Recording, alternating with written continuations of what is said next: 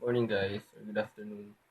So, this is ankylosing spondylitis, a chronic progressive inflammatory disease involving the spinal joints the, and the surrounding soft tissues, most common in young males, also rheumatoid spondylitis. So, as you can see from the picture, um, the normal curve of the spine is some sort of like a letter S, but when you have ankylosing, it forms like a letter L, so a slight L. So look at the example, guys. The normal curve of the spine it's like that, but when ankylosing goes like that, so it affects the joints, the tissues, the everything that holds the spine.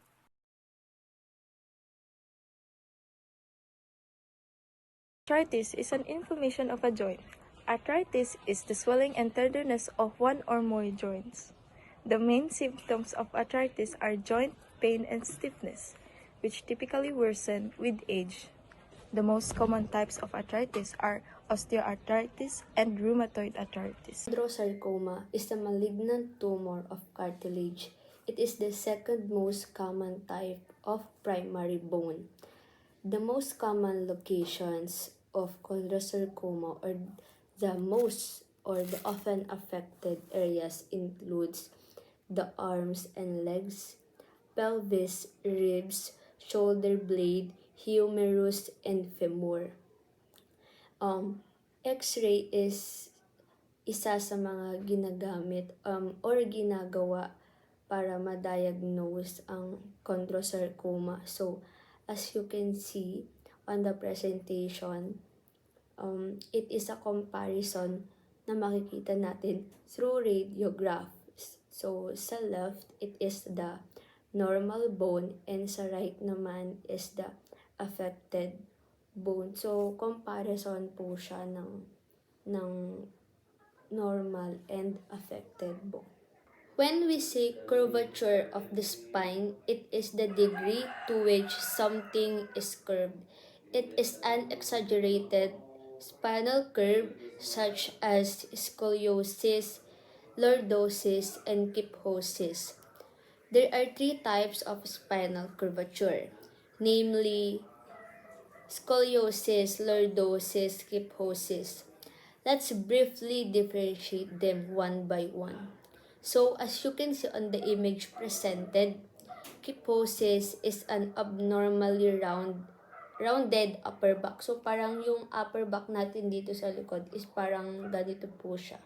Parang rounded upper back. So, sa scoliosis naman is an sideways curve that makes the spine appear S-shaped or C-shaped from the back. So, yung back natin, if nakakita na kayo ng mga taong may scoliosis, ganito po yung parang formation ng spine nila, parang ganito, S-shape or C-shape. So, for lastly, lordosis is also called sway back, an inward curve at the lower back. So, yung lower back na po natin is pag ganito siya. Parang yung lower back po natin is paloob. Yun po. Degenerative disease is the most common form of arthritis, also known as osteoarthritis. It is most commonly frequent in hands, hips, and knees. Repetitive motion or movements such as knee bending results in the inflammation and joint damage. So next we have fracture. A break, usually in a bone, it is commonly happen because of car accidents, falls, or sports injuries.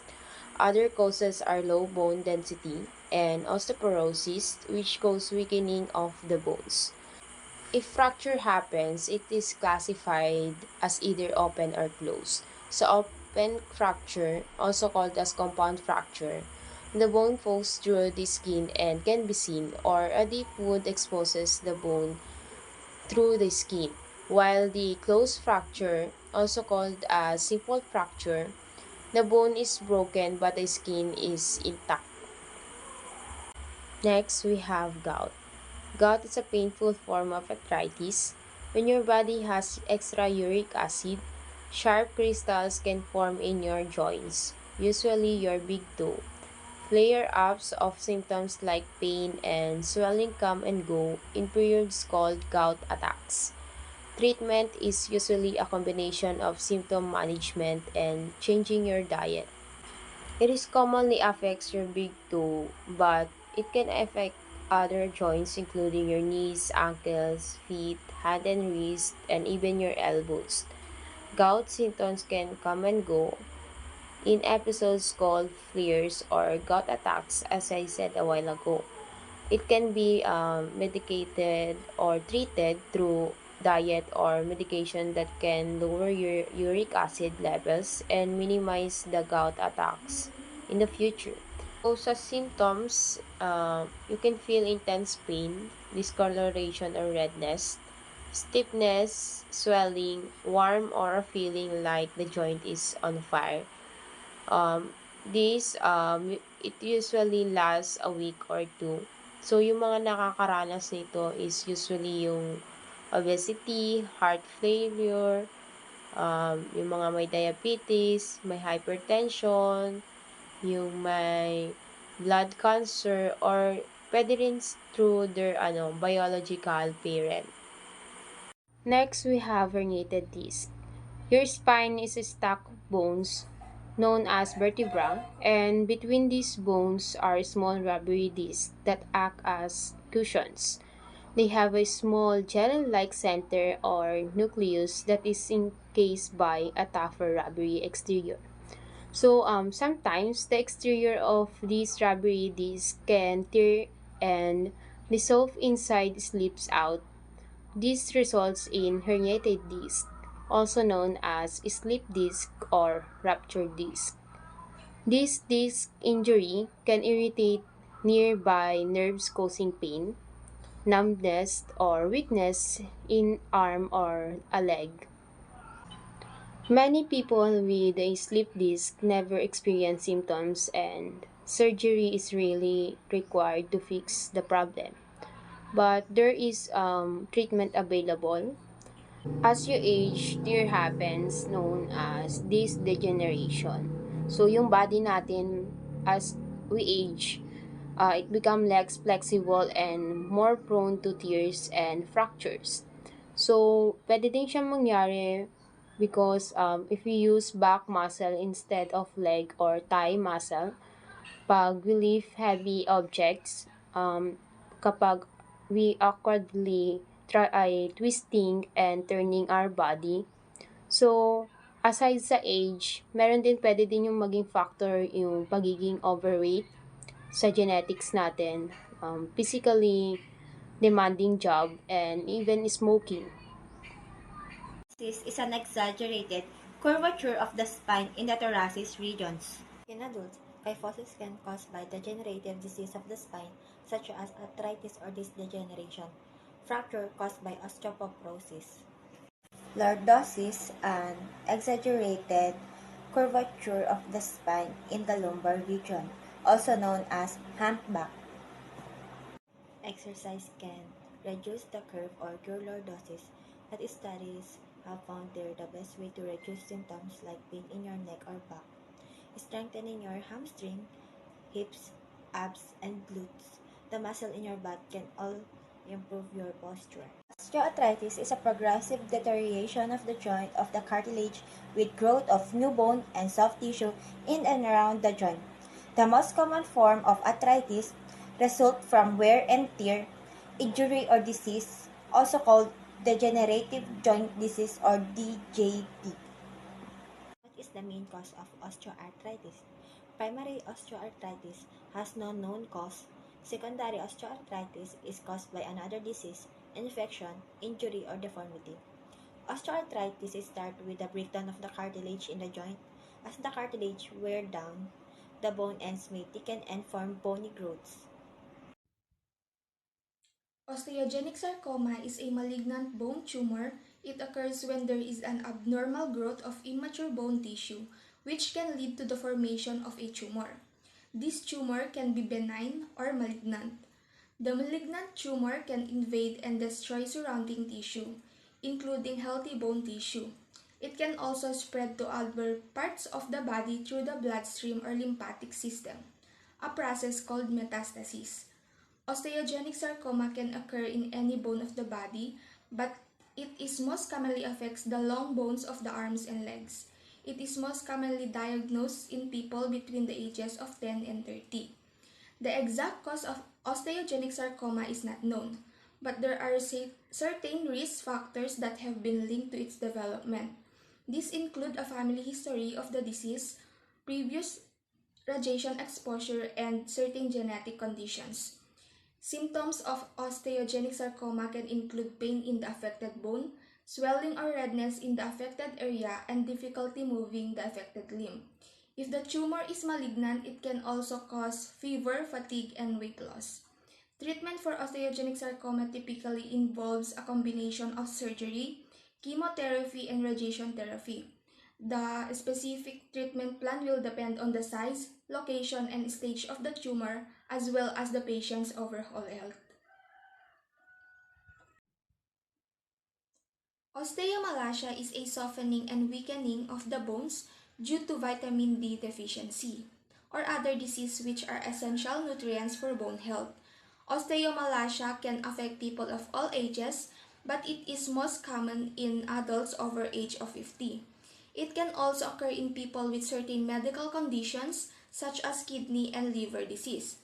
Treatment for osteomalacia typically involves addressing the underlying cause, such as taking vitamin D and calcium supplements, or treating any underlying medical conditions. It's important to note that osteomalacia can be prevented by maintaining a healthy diet and lifestyle, including adequate intake of vitamin D and calcium, regular exercise, and avoiding smoking and excessive alcohol consumption.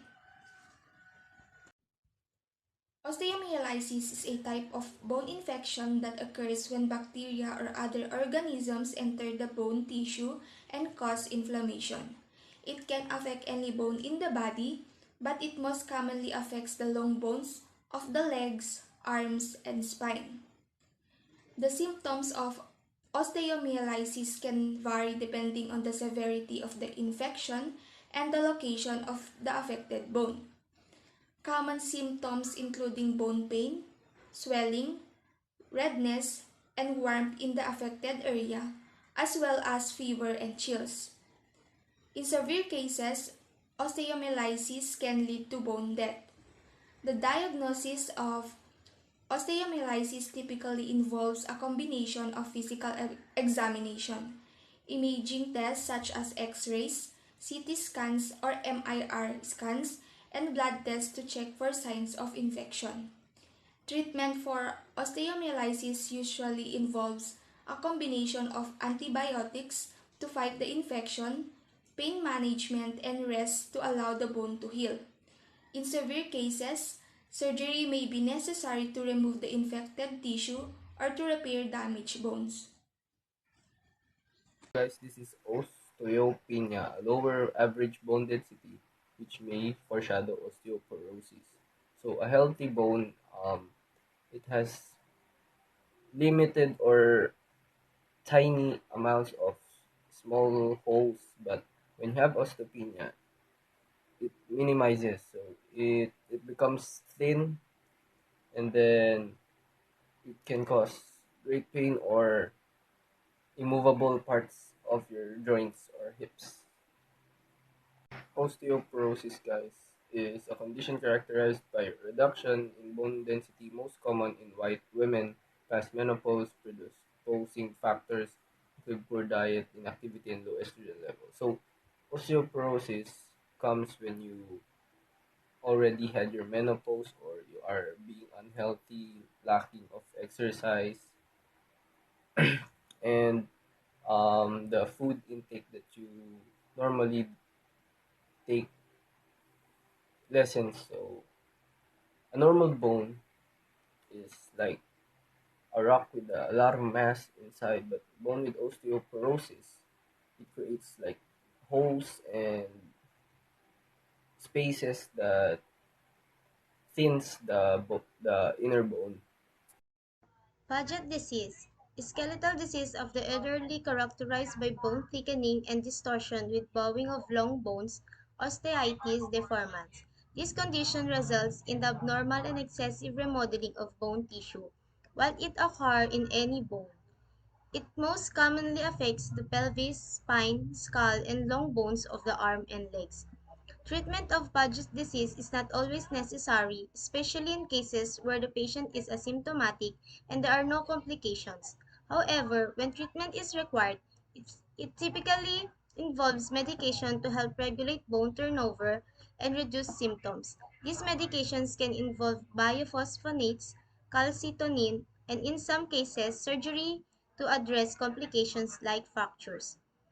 Regular monitoring and medical supervision are important for managing Paget's disease, as it can be a lifelong condition. It's important to consult with a healthcare professional for an accurate diagnosis and appropriate management. Pat disease, inflammation of vertebrae, usually caused by tuberculosis, is a form of tuberculosis that primarily affects the spine. This condition occurs when the bacterium Mycobacterium tuberculosis infects the vertebrae in the spine. Pat's disease can lead to significant spinal deformities and neurological problems if left untreated. Pat's disease is a serious condition and can cause lasting damage to the spine and nervous system if not treated promptly and appropriately. Therefore, early diagnosis and initiations of anti-tuberculosis treatments are crucial for a better prognosis. It is important for individuals who experience symptoms of Pat disease, especially if they have history of tuberculosis or have been in contact with tuberculosis-infected individuals, to seek medical attention for a proper evaluation and treatment. Rheumatoid arthritis, a chronic autoimmune disease of unknown origin resulting in inflammation of peripheral joints and related structures, more common in women than men. It is characterized by inflammation, pain, and swelling in the affected joints. Rheumatoid arthritis is an autoimmune disorder in which the body's immune system mistakenly attacks its own healthy tissues, particularly the synovium, which is the lining of the membranes that surrounds the joints. Treatment for rheumatoid arthritis often includes medications to reduce inflammations and modify the immune response, as well as physical therapy and lifestyle changes. In some cases, surgical interventions may be necessary to repair or replace severely damaged joints. The goal of treatment is to control symptoms, slow the progression of the disease, and improve the patient's quality of life. Rheumatoid factor, a group of antibodies found in the blood in case of rheumatoid arthritis and other systemic disease. Rheumatoid factor are proteins made by your immune system that can attack healthy tissue in the body. Rickets, faulty bone formation in children usually caused by deficiency of vitamin D. Rickets is the softening and weakening of bones in children, usually because of an extreme and prolonged vitamin D deficiency. Sciatica, severe pain in the leg along the course of the sciatic nerve, usually related to spinal nerve root irritation. Sciatica refers to pain, weakness, numbness, or tingling in the leg. It is caused by injury to or pressure on the sciatic nerve. So next we have the scoliosis, sideways curvature of the spine in any region. So dito sa picture na to, kung nakikita nyo tong dito part or dito, yung form ng spine natin is patigilid siya or wala siya sa normal structure ng spine. So pwede siya sa right or left or any region kung saan man yung part yung nakatungo yung spine. So yun. So next is the So next, we have the spondylolisthesis. So kung nakikita nyo sa picture, a forward displacement of a one vertebra over another listhesis means a spilling. So dito naman, kung nakikita nyo sa picture, yung may arrow na dalawa, yung sa pa right side pati sa pa left side. Yung unang vertebra naman is papunta siya sa right side, then yung isa is papunta sa left side. So pag diyan misdirection. Kung nakikita niyo yung yellow part, yung nerve na yun, yung kulay yellow na yun is parang naiipit. So yun yung nagkukos or nagbibigay sa atin ng pain. So yun lang, pag spondylolisthesis, yung dalawang vertebra is misdirection, parang yung isa is going right side, then yung isa going left side. So nagkukos yun ng pain dahil naiipit yung nerve natin. So next, spondylolysis. So dito sa part na to, the generation of the articulating portions of the vertebra allowing for spinal distortion, specifically in the lumbar region. So alam nyo naman kung saan part yung lumbar region natin. So nangyayari itong spondylolysis sa may part ng lumbar region natin. So dahil sa excessive na paggalaw natin is di natin namamalayan na yung part na yun is masyadong stress. So nagkakaroon ng spinal distortion or yung something na dahil sa excessive na paggalaw natin is may part na buto doon na napuputol. As you can see naman dito sa picture, may part dyan na naputol or something na fractured. So yun yung nagkukos sa ating ng pain na pwedeng hindi natin maigalaw yung bandang likod natin. Achondroplasia. Achondroplasia decreased growth of cartilage in the growth plate of long bones, resulting in dwarfism, a genetic disorder. In the early stage of development, much of the fetal skeleton is made up of cartilage tissue which turns into bone. Achondroplasia occurs when cartilage tissue doesn't develop in the bones of your arms and legs. This genetic disorder leads to short-limbed dwarfism with the upper parts of arms and legs shoulder than the lower portions of those limbs. Baker's cyst must form at the knee by distension of the bursa with excess synovial fluid resulting from chronic irritation. Is a fluid-filled growth behind the knee. It causes a bulge and a feeling of tightness, also called as popliteal cyst. A Baker's cyst sometimes causes pain. The pain can get worse when with activity or when fully straightening or bending the knee. A Baker's cyst is usually the result of a problem with the knee joint, such as arthritis or a cartilage tear. Both conditions can cause the knee to produce too much fluid.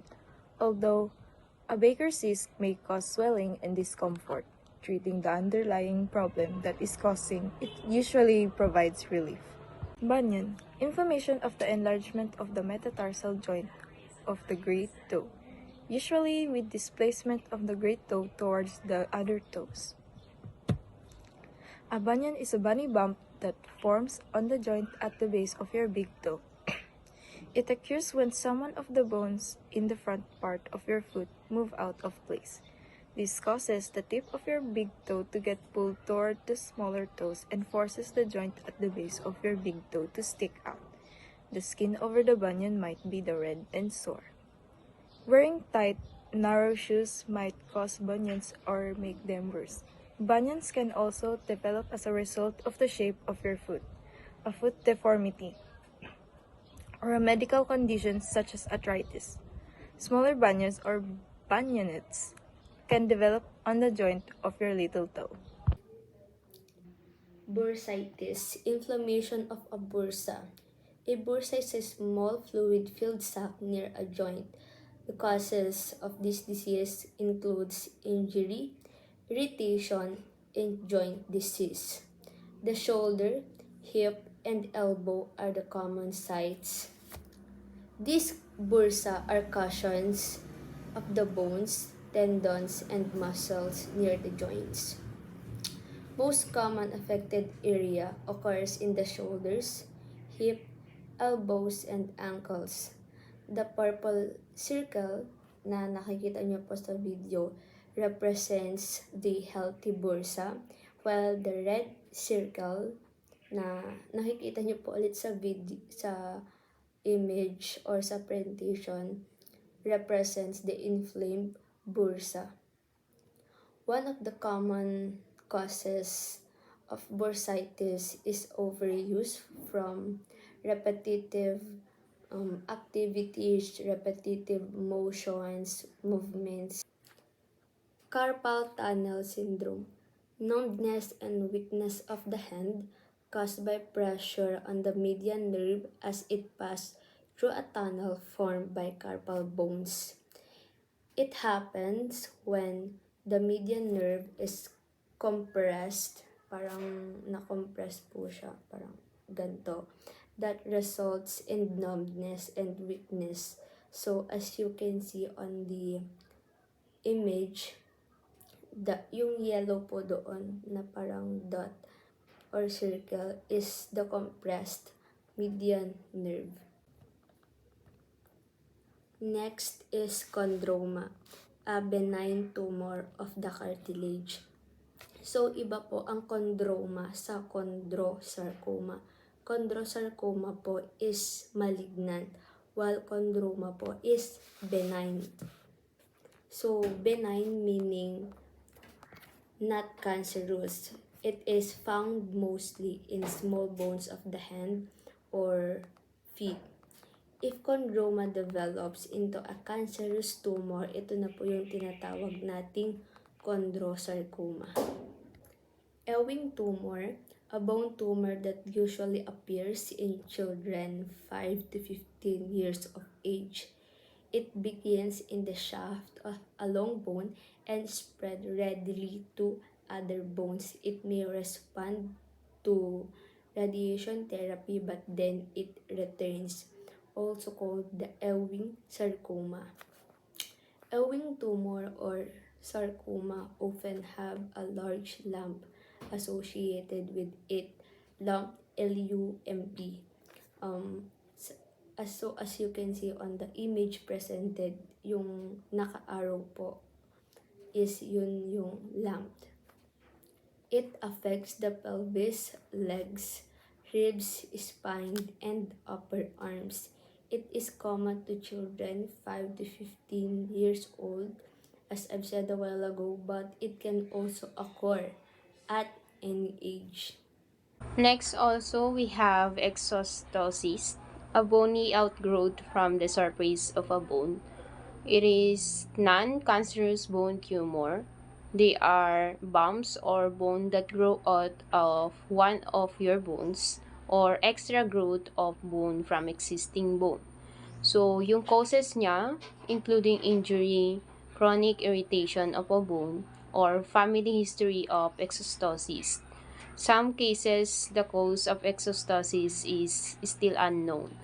So, it can occur in any bone, but it is often found in the feet, hip region, or ear canal. Giant cell tumor, a rare, aggressive, non-cancerous tumor, but they can damage your bones and tissues. Usually, it develops near a joint at the end of the bone. Most occur in the long bones of the legs and arms. Yung giant cell tumors is most often occur in young adults when skeletal bone growth is complete. So, the exact cause of giant cell tumors remains unknown. So how can be treated? Most commonly, surgical procedure used to treat giant cell tumor or what we call curettage. Next, we have hammer toe. A hammer toe is curled due to a bend in the middle joint of a toe. So, yung hammer toe and mallet toe are foot problems that cause a bend in a toe or toes. What is the main cause of hammer toes? The most common cause of hammer toe is wearing short, narrow shoes that are too tight. The toe is forced into a bent position. Commonly question, can you naturally fix a hammer toe? The answer is if you have a hammer toe, there are non-surgical treatments that may help relieve your pain and improve your flexibility without having to go through surgery. This includes exercises, shoe inserts, and changes in footwear. If these treatments don't work, then yung surgery may be necessary to correct the deformity. Hallux valgus is a painful condition involving lateral displacement of the great toe at the metatarsal joint. There is also enlargement of the metatarsal head and bunion formation. Hallux valgus curable. Treatment for hallux valgus range from conservative to surgical management. There are about 131 surgical techniques. However, no method is available that far sufficiently corrects all hallux valgus deformities. Heberden nodes is a small, hard nodule formed in a cartilage of the distal finger joint in osteoarthritis. The cause of Heberden nodes, a finger joint is made of two bones that fit together. They glide easily when your bones move.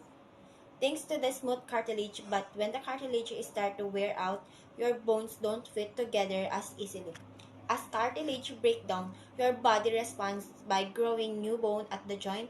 The new bone growths are called nodes or spars. When they appear at the fingers and joint, they are called Heberden nodes. Hemarthrosis is a bleeding into a joint cavity. Most common causes of hemarthrosis include bleeding disorders, trauma like falls, car accident, or sports injury. Side effects from blood thinners.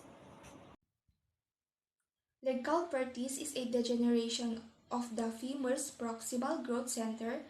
The bone is eventually restored, but there may be deformity and weakness. Most common in young boys, also called coxaplana. Symptoms of leg calcitis disease can include pain and stiffness in the hip, limping, and difficulty walking or standing. In severe cases, the disease can lead to a noticeable deformity of the hip joint, where the leg appears to be shorter or twisted. Treatment for leg calcitis disease usually involves a combination of physical therapy, bracing, and in some cases, surgery. The goal of treatment is to help the affected bone to heal and regrow, and to prevent further damage to the joint.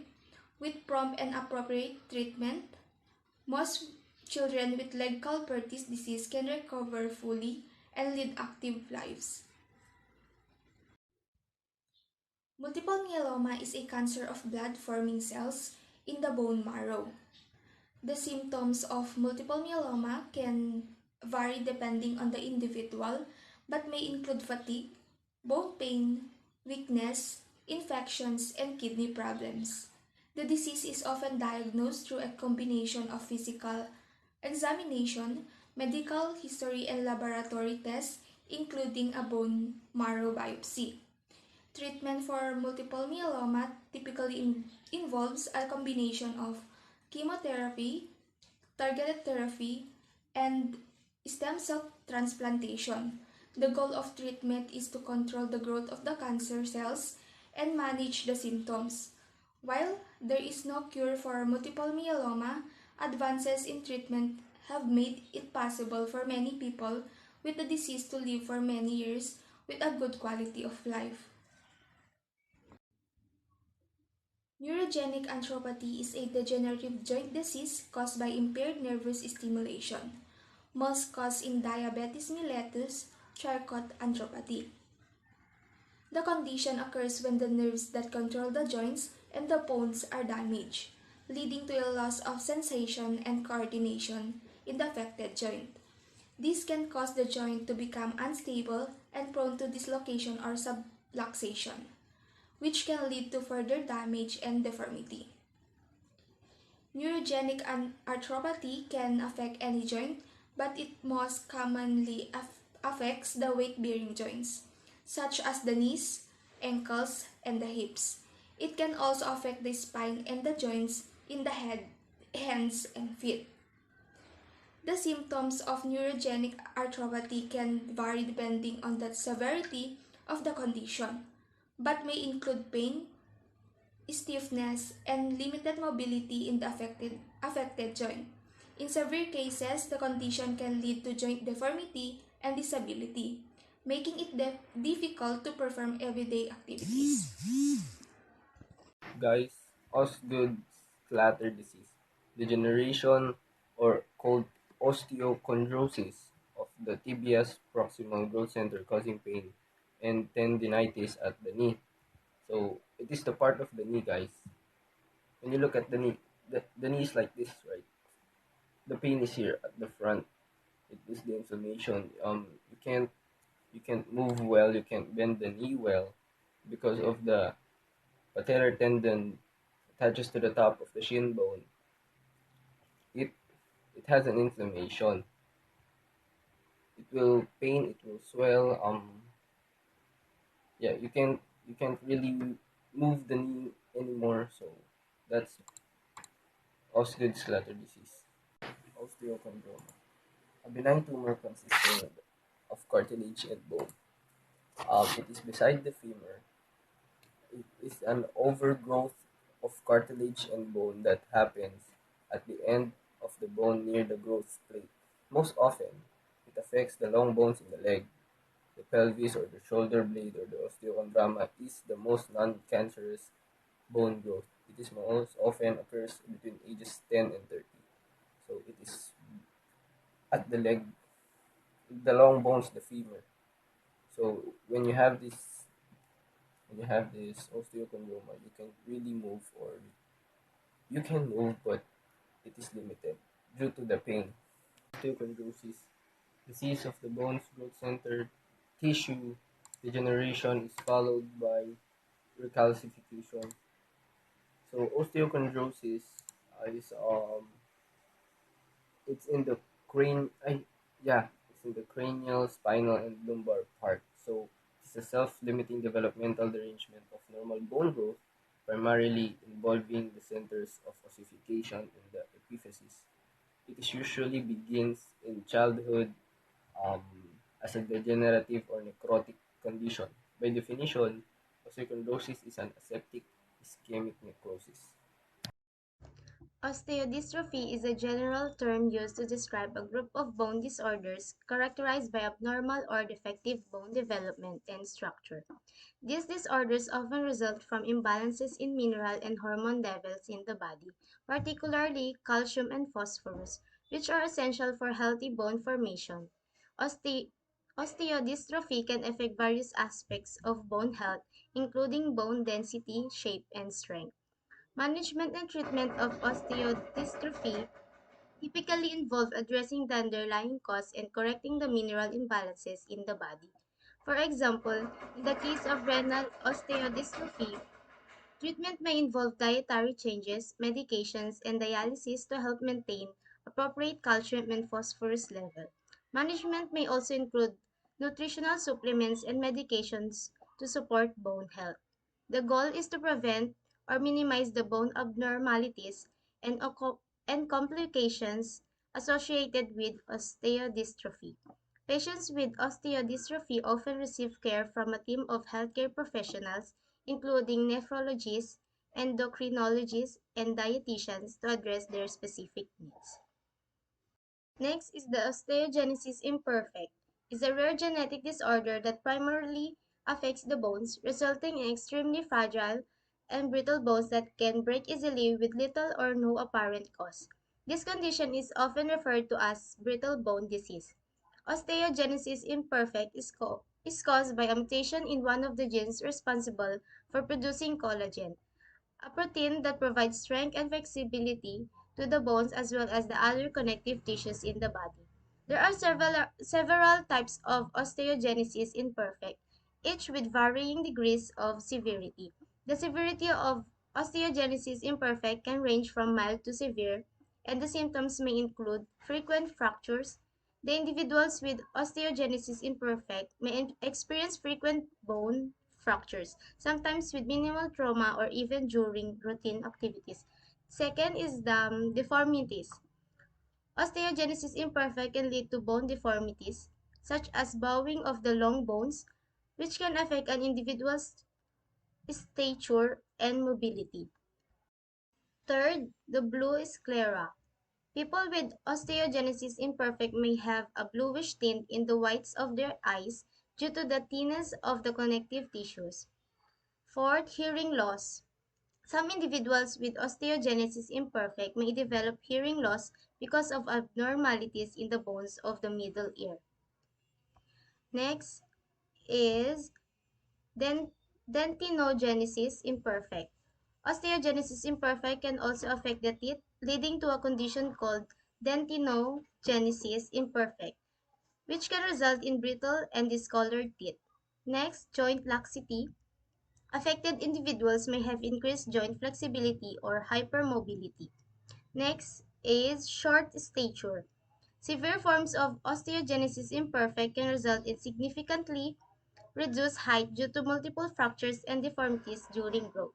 The severity of osteogenesis imperfect and the specific symptoms can vary widely from person to person. Even within the same family, genetic counseling can be essential for families affected by osteogenesis imperfect to understand the inheritance pattern and make informed decisions regarding family planning. Supportive care and multidisciplinary medical management are critical to help individuals with osteogenesis imperfect live as healthy and functional lives as possible.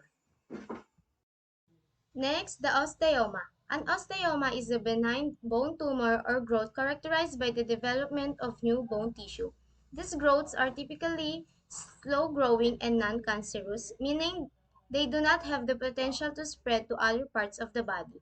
Osteomas can occur in various bones of the body, but they are most commonly found in the bones of the skull and the paranasal sinuses. Osteomas can be classified into two main types. The first one is the trabecular osteoma. This type of osteoma consists of spongy and trabecular bone and is often found in the long bones such as femur or tibia. The second one is the compact osteoma. Compact osteomas are composed of dense or compact bone and are more frequently seen in the skulls and facial bones. In the skull, osteomas often appear in the frontal and paranasal sinuses and are referred to as frontal sinus osteomas or paranasal sinus osteomas. Osteomas are typically asymptomatic and are often discovered incidentally during imaging studies, such as X-rays or CT scans, performed or unrelated medical conditions. In most cases, they do not require treatment unless they cause symptoms or complications. Symptoms may include pain, headaches, sinus congestions, or pressure if the osteoma grows large enough to affect surrounding structures. If treatment is needed, it usually involves surgical removal of the osteoma. The decision is to remove an osteoma is based on the factors such as such as its size, locations, and the presence of symptoms. Surgical removal is typically safe and effective and it aims to alleviate symptoms and prevent potential complications related to the growth, such as sinus blockage or pressure on nearby structures. It's important to note that osteomas are generally not associated with cancer or malignancy, and the prognosis for individuals with osteomas is usually excellent after appropriate medical management. However, it is essential for a healthcare professional to evaluate any bone growth or abnormality to confirm the diagnosis and determine the appropriate course of action. Reiter syndrome. Chronic polyarthritis that usually affects young men occurs after a bacterial infection and is common in those infected with HIV, may also involve the eyes and genitourinary tract. Can Raynaud's syndrome be cured? It is not contagious, but the bacteria that trigger it can be passed from one person to another. There is no cure for Raynaud's syndrome, but you can control the symptoms. For most people, symptoms go away in 2 to 6 months. Spondylosis, degeneration and ankylosis of the vertebra resulting in pressure on the spinal cord and spinal nerve roots, often applied to any degenerative lesion of the spine. This is a condition in which there is abnormal wear on the cartilage and bones of the neck, cervical vertebrae. Subluxation is a partial dislocation. A joint subluxation is a partial dislocation of an joint. It is often the result of acute injury of repetitive motion injury but can also be caused by medical conditions that undermine the integrity of ligaments. Talipes is a condition or deformity of the foot, especially one occurring congenitally. It is also known as clubfoot. It is a common foot abnormality in which the foot points downward and inward. This condition, the talipes, is present at birth and it involves the foot and lower leg. The common causes or most causes of talipes are unknown. Dito, madali lang intindihin to. Valgus is bent at outward. So, nakikita nyo sa picture is parang paganyan yung paa. So, dito naman is I think hindi ito nakukuha sa something na accident or yun nga, hindi natin po sa accident kasi hindi naman flexible yung mga buto natin para mag-bend ng ganyan. So, I think this valgus is something na inborn siya. So, yun lang. So, we have varus naman. Kabaliktaran naman ng valgus. Bent inward naman tong varus.